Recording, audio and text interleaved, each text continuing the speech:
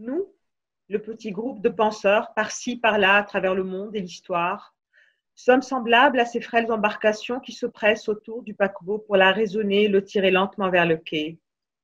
Elles font la manœuvre inverse pour le mener de la baie au large. Aussi, avons-nous constaté parfois avec colère, parfois avec fierté, que les politiciens et les marchands nous confisquent la terre, les religieux le ciel, et que le monde nous laisse seulement l'horizon. Notre invité est aujourd'hui Youssef Sadiq, anthropologue des textes sacrés, philosophe, arabisant, francisant et helléniste. Il a traduit du grec ancien à l'arabe Parménide, Xénophon, Échille et Platon. Il est l'auteur de plusieurs travaux sur la Genèse et la transmission du sens du corpus coranique. Youssef Sadiq, bonjour. Bonjour, bonjour tout le monde, bonjour Maya. Je suis très content d'être avec vous. Ravi également de vous avoir par ces temps de confinement. Pour revenir à l'exergue que nous venons d'annoncer. On se connaît assez bien pour nous tutoyer, c'est plus joli. Je pense à Prévert. D'accord, si tu préfères. Alors on va se tutoyer. Donc on va revenir vers l'exergue, Youssef. Là, pour l'exergue, est-ce que cet exergue est valable uniquement pour ces temps troubles et étranges que nous traversons actuellement, ou cet exergue est extrapolable à l'ordinaire, à notre ordinaire? D'abord, vous allez nous éclairer sur le contexte de cet exergue. Non, elle est vraiment, d'abord, pour être honnête, scientifiquement, l'image de l'arraisonnement, c'est d'ailleurs une très belle traduction le début de la République de Platon. Le début, Glaucon qui discute avec Platon, qui discute avec Socrate, pardon, lui a posé une question vraiment dérangeante, qui nous dérange tous. Il lui a dit: comment je vais parler à un ignorant pour l'amener à la raison? Il est par définition hors de la raison. Comment vais-je, comme philosophe, l'amener jusqu'à la raison? C'est tout le socratisme, c'est tout Platon, tout ça, la maïeutique, l'ironie, etc., etc. Mais c'est pas notre sujet. Et Socrate lui a dit: voilà, on va la raisonner. C'est un jeu de mots extraordinaire pour le traducteur. Je crois que c'est Diès, le traducteur de la République en français. À raisonner, ça sonne presque comme le privatif de raison. C'est la non-raison. Et il lui a donné l'image de cette embarcation.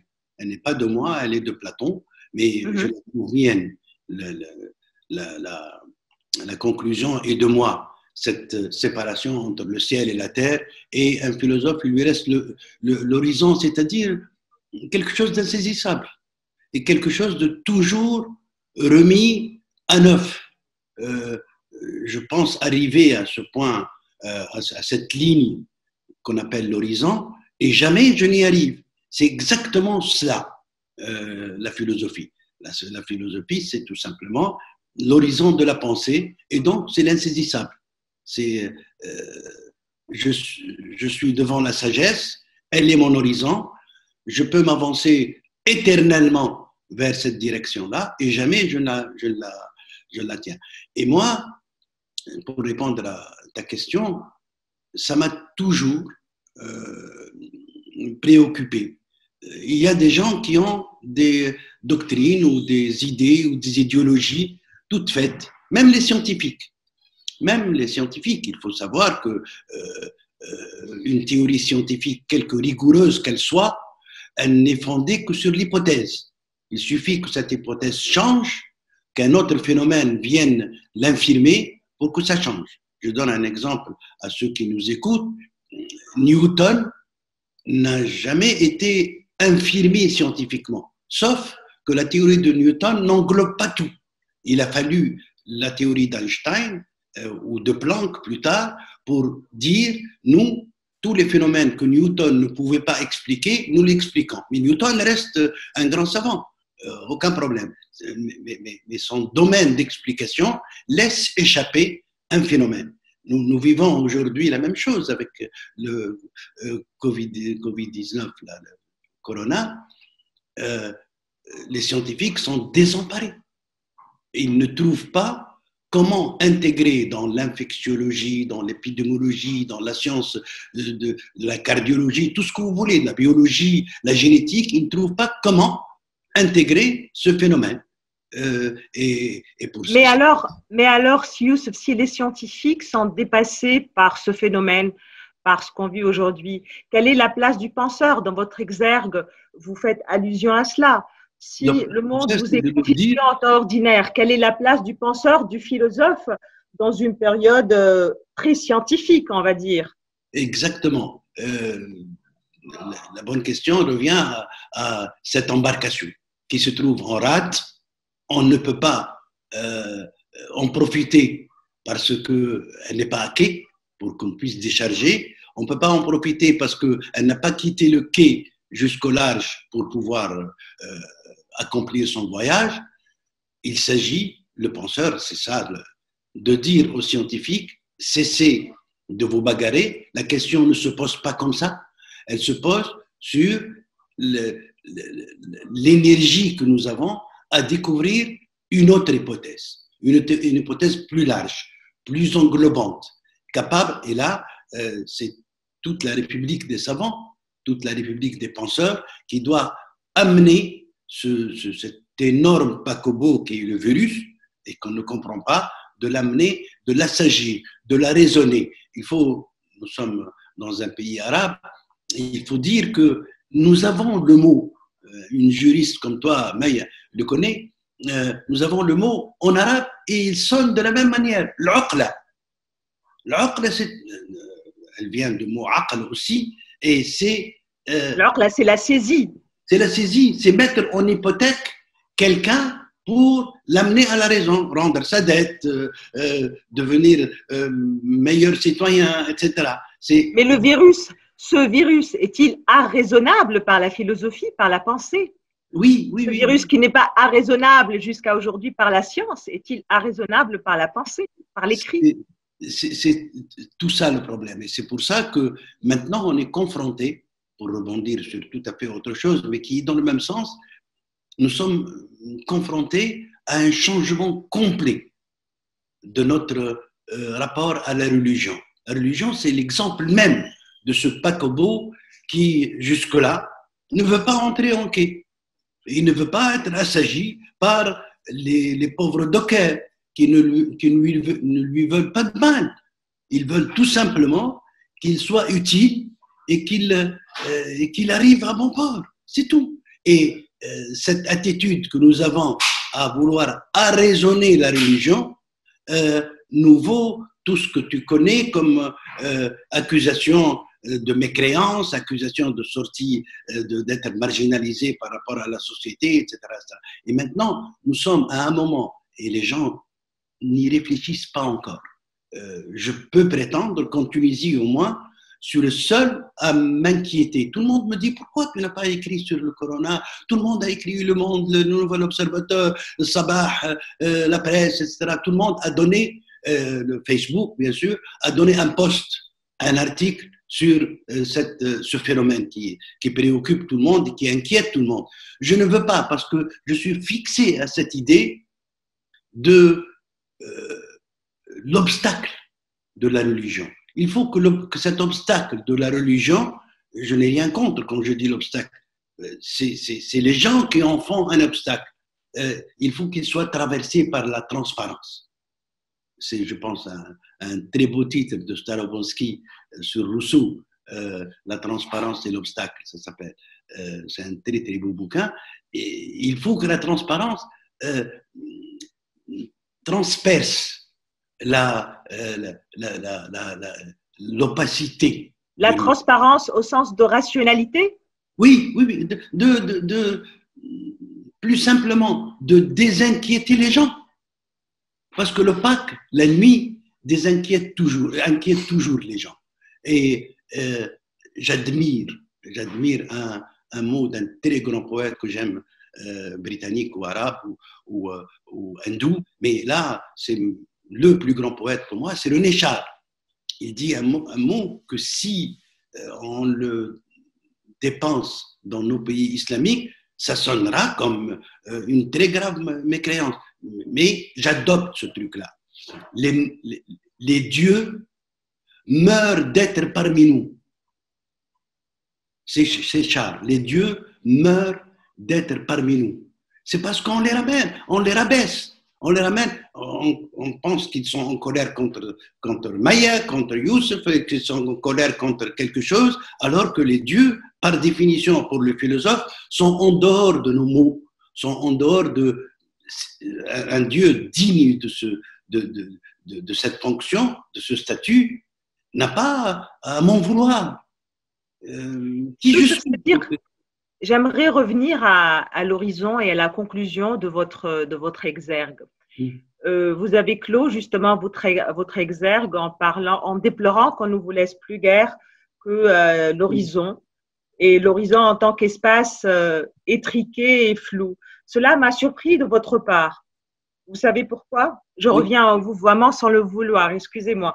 Donc, cela m'a surpris de votre part, car vous connaissant, je vous connais maître à faire bouger les lignes des horizons les plus étriqués. Votre enfance, cette misère matérielle insoutenable, n'était-elle pas un horizon des plus confinés? Le mot est à la mode, donc des plus confinés que vous avez su déjouer. Oui, mais ça sera sur le registre de l'indéfini. Par définition, l'horizon, c'est quelque chose qui n'est pas atteignable. Et c'est pour ça que je suis très heureux dans ma fonction de penseur. Très heureux parce que rien ne m'a été dit dans la tromperie. Je sais qu'un horizon échappe indéfiniment. Et c'est ça la fonction du penseur. Il accompagne les gens pour leur dire on arrivera. Mais on n'arrivera jamais. On n'arrivera jamais parce que la beauté de l'horizon, c'est de commander la marche, de commander l'avancement sans espoir d'arriver à saisir quelque chose. Et c'est dans la marche qu'on a des acquis. C'est pas dans l'aboutissement qu'on a des acquis. Tout cela. Et dans quelle marge vous avez inscrit vos acquis? Je voudrais revenir ici à votre enfance, je l'ai évoqué, c'est un sujet qui me tient à cœur parce que j'aimerais toujours parler de ces déterminismes qu'on invoque aujourd'hui à tort et à travers. Aujourd'hui, je n'ai pas fait d'études parce que mon enfance c'est ceci, mon enfance c'est cela, et vous êtes un contre-exemple brillant. Cette enfance matériellement très difficile, vous en avez fait une expérience magnifique quand on voit l'homme que vous êtes devenu aujourd'hui. Non, moi je crois que tu as raison, que c'est mon enfance et fondatrice de ce que je veux, parce que j'ai eu la chance d'avoir très tôt des parents, surtout un papa, parce que ma mère n'était pas du tout lettrée, ne savait pas complètement analphabète, mais le papa est l'exemple même. Et je le suis, du verbe suivre, hein, je le suis parce que c'est quelqu'un qui a réalisé ce que je m'entête à le faire comprendre aux gens par mes bouquins, par mes interventions, par mes amitiés, comme des gens comme toi, quand on s'assoit. Ce qu'il m'a appris, c'est que les humains, face à la foi, face à la transcendance, sont comme les empreintes digitales. Aucun ne ressemble à l'autre. C'est la leçon fondamentale, existentielle pour moi, définitive, je vais mourir avec, que mon père m'a appris. Il y a une... Mais ce père aussi, Youssef Sadiq, était un militant anticolonial. Oui. Il vous a en quelque sorte imprimé les germes de cette propension à la rébellion, à la résistance. Mais il m'a appris aussi que… Vous avez très bien raconté ces luttes anticoloniales et je me souviendrai toujours de votre émotion quand vous racontiez ce que vous avez ressenti le jour où vous avez vu pendant votre enfance la une des journaux avec l'assassinat de Hached. Oui, oui, oui. Oui, mon père nous a appris, entre autres, à part ce que tu cites, il nous a appris que cette Europe, la France, qui nous aliène, qui l'a éloigné de nous en totalité 12 ans. Il a fait 5 ans à Oran, dans un camp de concentration, un camp de déportation, à Tébessa 2 ans, à Colombe-Béchar, maintenant elle s'appelle Béchar seulement, en Algérie 3 ans. Il a totalisé, à part les 6 mois à Gafsa, 6 mois à Tunis, 6 mois à Tozeur, etc., parce que les délits étaient mineurs. Distribuer un tract ou participer à une manifestation, mais quand c'est des délits énormes, une émeute à Mokline qu'il a organisée en mai 38, je crois, à Nefta, là c'est la condamnation lourde. Il a même été condamné à mort une fois, et de Haute-Cloque, qui était nouveau résident à l'époque, a gracié tout le monde et il a échappé bête. Donc, avec ça, pour répondre à ta question, avec ça, il nous disait que la culture française, l'avancement, le progrès français, ça doit être votre exemple. C'est des gens formidables. Les commerçants français, opticiens, parce que il m'amenait pour faire des lunettes, ou libraires, comme il était extrêmement ami avec eux. Il était lui-même libraire. Il était lui-même libraire et il avait un rapport extraordinaire. Il ne parlait pas le français. C'est moi qui traduisais d'une manière très maladroite. J'avais 12 ans quand je faisais mes lunettes. Et un jour, chez Lombroso, Porte de France, il m'a refait des lunettes que j'ai cassées dans une bagarre gratis. Il a inventé la sécurité sociale ou l'assurance, cet homme-là, Lombroso, docteur Lombroso, qui était lui-même là, et il nous a donné dans un étui nouveau les lunettes, et il m'a dit, dites-lui que je ne prends pas d'argent, parce que ce chenapan, moi, ce chenapan ne va pas vous ruiner. Et c'était 8 dinars à l'époque, 8 000 limes français, 8 000 francs. Et mon père, il m'a dit, très sentencieusement, très solennellement, il faut lui traduire exactement ça. Je lui ai dit quoi? Il m'a dit, traduisez-le, lui, que Dieu te fasse mourir musulman. Allah imautek muslim.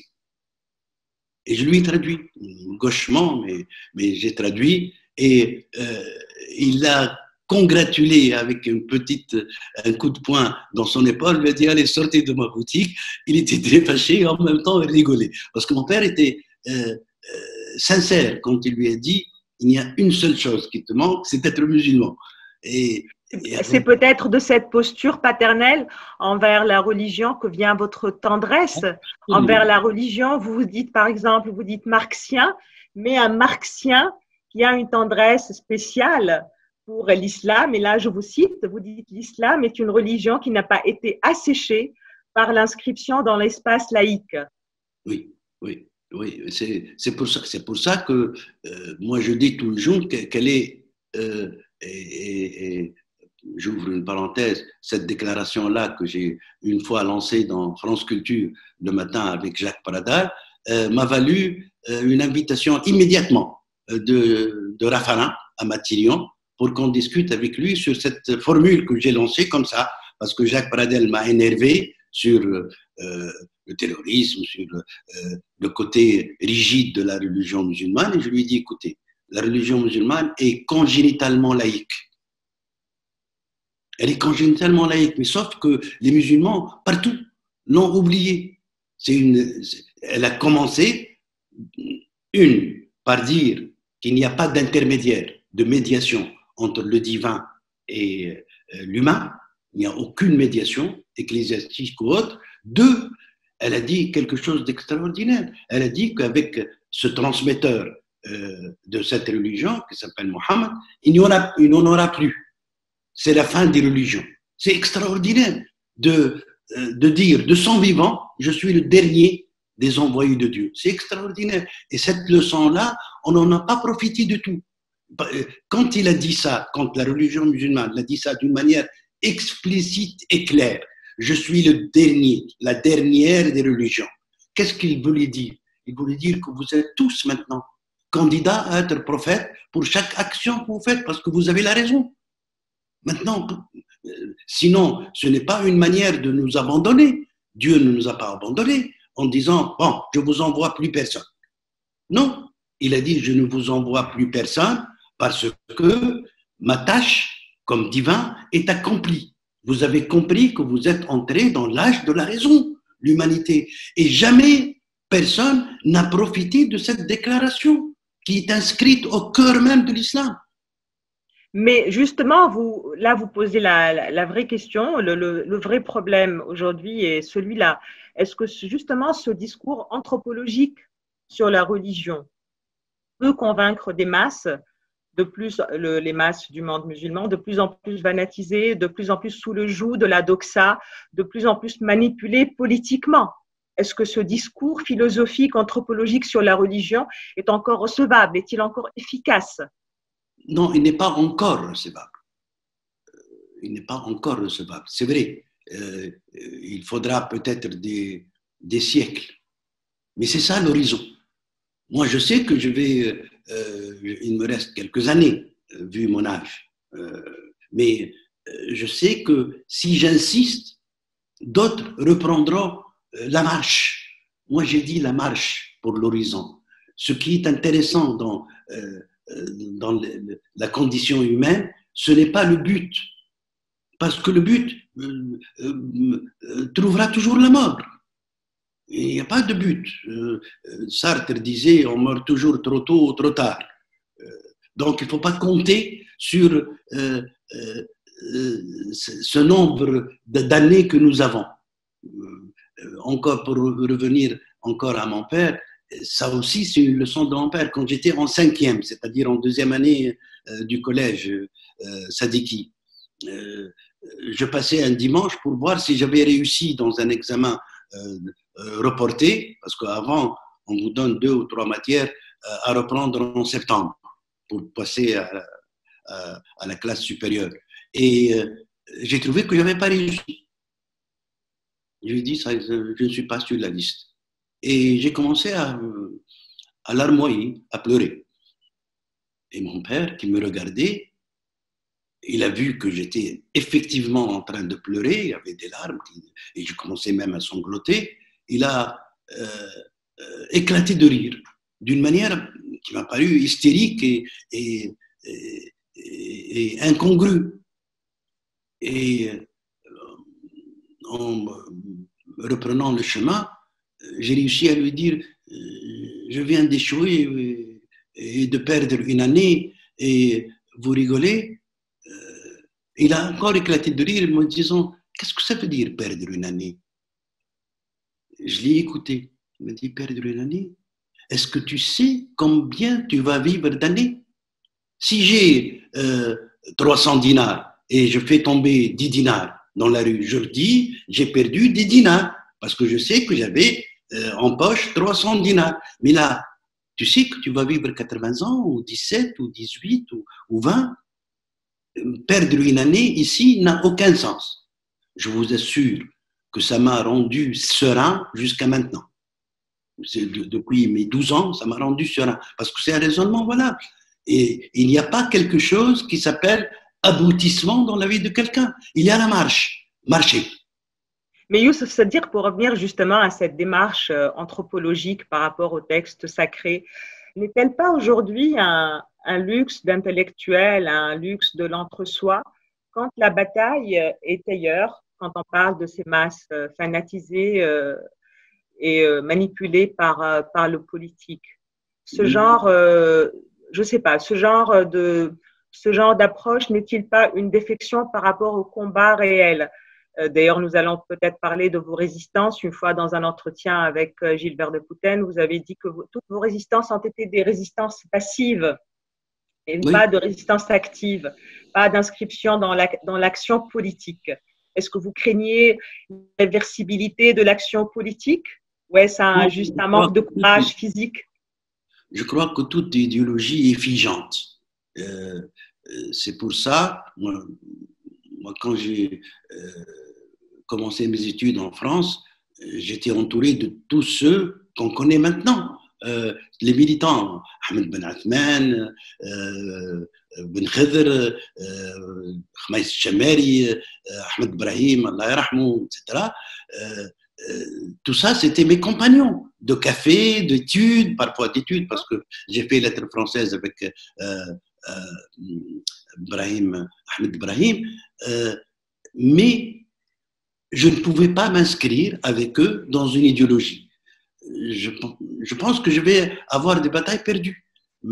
Et peut-être la deuxième génération, la génération suivante, après moi, ou celle qui va suivre la génération suivante, les gosses qui ont 2 ans maintenant, ou 3 ans, vont avoir la même chose. Mais pour répondre à ta question sur est-ce que ça vaut la peine avec les masses fanatisées maintenant, etc., je crois que ça vaut la peine. Ça vaut la peine parce que si je suis en train de citer maintenant Thalbi ou même avant Mohamed Abdou ou Shawqi ou tous ceux qui ont milité, c'est que Taha Hussein, c'est qu'ils n'ont pas gagné. Et même en moi, ils n'ont pas encore gagné. Même en moi, il reste toujours des gens qui ne sont pas écoutés ou même qui sont attaqués tout le temps. Taha Hussein est attaqué tout le temps. Vous savez, Taha Hussein, en les années 20-25, disait quelque chose qui, je vais la répéter, mais peut-être pas l'adopter. Si, je l'adopte, je l'adopte. Il disait que le Coran, c'est la parole de Mohammed à partir d'idées inspirées qui sont des idées divines. Dieu ne peut pas dire C, B, H, etc., parce qu'il parle toutes les langues du monde. Il parle cyclone, il parle séisme, il parle maladie. Il ne peut pas se contenter de l'alphabet arabe en plus. Vous ne craignez pas là une nouvelle fatwa comme celle dont vous avez été l'objet lors de l'édition de votre livre le Coran en BD? Parce que vous savez que des propos comme ceux-là, ils ont été proférés par Taha Hussein dans les années 20, mais aujourd'hui, c'est un peu plus difficile. Moi, je le répète, je le dis, voilà, je le dis. Maintenant, ils peuvent même traduire notre entretien en arabe. Je le dis et je l'adopte. Dieu ne parle pas l'alphabet, il ne parle pas les mots que nous avons. Et peut-être qu'il a parlé en inspirant Mohammed, mais c'est des idées, c'est des séismes d'écrivains. Mohammed a eu des séismes d'écrivains, des cyclones d'écrivains qui ont fait fuser, fulgurer cette entité qu'on appelle le Coran. Ça, c'est mon idée. Elle se reconnaît de cette intuition extraordinaire de Taha Hussein. Dans Charles Jail, il a été condamné. Il avait un procès. Il a été destitué de son poste de ministre de l'Éducation nationale. Mais dans ta question, il y a craindre. Je crains rien du tout. Je crains rien du tout. Pour moi, devant la profération d'une idée, proférer une idée, il n'y a absolument rien qui puisse endiguer ça en moi. Rien. Je crois que les masses ont leur chemin. L'individu, le penseur surtout, a le sien. Et il faut avoir en tête cette différence. Les masses vont peut-être, et un jour, les masses vont menacer un économiste, ils vont menacer un politique. Et Youssef Seddir, que serait le penseur, que serait le statut du penseur s'il n'influençait pas justement les masses? Non, il érode les masses. Il érode les masses. Maintenant, par exemple, vous voyez la situation de l'endémie, de la pandémie que nous vivons. Qu'est-ce qu'elle a fait? Elle a fait quelque chose qu'aucun mécréant au monde, aucun réformateur, aussi athée, aussi courageux qu'il soit, elle a empêché les 4 piliers de l'islam. Le pèlerinage, le monde obligatoire qui va maintenant obligatoirement en 10-18, c'est même le mufti qui l'a dit. Elle va au truc de l'État, géré par l'État. Le ramadan est menacé. La prière collective du vendredi, qu'est-ce qu'elle a fait? C'est-à-dire que les masses vont comprendre maintenant que cela ne les empêche pas de croire en Dieu, ne les empêche pas d'être dans l'apothéose de la prière, à l'instant de la prière, à l'instant de l'abstinence du ramadan, à l'instant d'imaginer la circumambulation autour de la Kaaba, de l'imaginer et de la vivre, peut-être, comme l'ont vécu plusieurs penseurs, plusieurs mystiques musulmans, etc. Ils vont finir par le comprendre. Peut-être pas toutes, pas toute la masse, non. Mais beaucoup d'entre eux, même ceux et celles qui n'ont jamais été à l'école, vont comprendre que rien n'a diminué de leur foi avec cette circonstance qui a complètement effacé les cultes. Il n'y a plus de culte en Tunisie. Youssef, c'est-à-dire, à part la question du culte, est-ce que vous faites partie des penseurs qui pensent qu'il y aura un monde d'avant et un monde d'après Corona? Si oui, quel serait ce monde? Ce monde serait-il le monde de solidarité? Il y a plusieurs tendances que l'on voit. On voit la solidarité, on voit l'État-providence, on voit une surveillance accrue, on voit le capitalisme numérisé. Quelle tendance parmi celles-là, parmi ces tendances énumérées, porte-t-elle les germes de la pérennité selon vous? Non, il y aura beaucoup de changements radicaux, définitifs, mais qui sont soit positifs, comme cette histoire de l'expérience religieuse renouvelée, même chez les masses qui sont de bonne foi. Il y a des masses qui sont de bonne foi et qui réfléchissent. Et ce choc qu'ils acceptent de ne pas aller à la prière de vendredi, peut-être de ne pas jeûner, peut-être de ne pas donner la zakat, le monde obligatoire, de ne pas aller à l'Omra, au pèlerinage annuel, c'est quelque chose qui va durer et qui est positif. Le changement de cap complètement de la pratique religieuse. Mais il y a des choses aussi, comme vous avez fait allusion à la panoptique, nous allons tous être surveillés grâce à l'acquis de la machine de l'État, l'acquis de ce qu'elle va maintenant avoir, puisqu'elle gère, et on ne peut pas faire autrement que de la laisser gérer cette crise, soit en France, soit ici en Tunisie, soit au Maroc, au Pakistan, etc. Et ça va donner à l'État une meilleure maîtrise des intimités, une meilleure maîtrise de la vie personnelle. Et ça, c'est quelque chose de malheureux. Pour clore, Youssef, c'est-à-dire que vous avez choisi une musique, une chanson d'Oum Kalthoum. Je sais que vous l'aimez beaucoup. Kol Youm ou Kol Leila. Avant d'écouter cet extrait, ce court extrait, j'aimerais savoir si le choix a été dicté par une nostalgie, la nostalgie des amours de jeunesse, ou par une inclination devant la maestria d'Oum Kalthoum. Est-ce que cette chanson que l'on va écouter vous rappelle vos amours de jeunesse? Est-ce que vous avez un souvenir particulier qui est attaché à cette chanson? D'abord, tous les amours, à n'importe quel âge, sont des amours de jeunesse. Il suffit d'aimer pour être jeune. Je suis parfaitement d'accord. Même si on a 90 ans. Parfaitement d'accord. Merci, Youssef Sadir, de nous avoir si intelligemment déconfinés. Nous allons clore ce rendez-vous avec votre choix musical. Et en attendant de vous retrouver pour d'autres rendez-vous, à bientôt. Et merci de nous avoir écoutés. Merci. Merci.